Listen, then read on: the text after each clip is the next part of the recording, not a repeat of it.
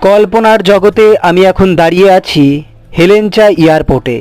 দীর্ঘক্ষণ ট্রেনের জন্য অপেক্ষা করছিলাম, অবশেষে আমার ট্রেন চলে এলো। এখন আমরা কোথায় যাচ্ছি সেটা জানার জন্য সম্পূর্ণ ভিডিওটি দেখতে হবে। বর্তমানে আমি এখন আছি দত্তফুলিয়া কাকাতুয়া মার্কেটে, যেখানে অনেক পাখি এখানে ফুচকা খেতে আসে। যাই হোক, পাখি দেখা বা খাঁচায় বন্দি করা আমার মূল উদ্দেশ্য ছিল না। আমার উদ্দেশ্য হলো ফুচকা খাওয়া।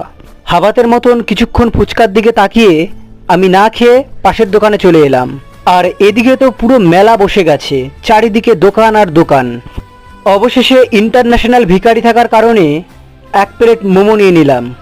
মোমো নেওয়ার পরে কাতকুত করে ভিডিও করার চেষ্টা করলাম। ভিডিও করবার পর আমার ভোজন পর্ব শুরু হয়ে গেল।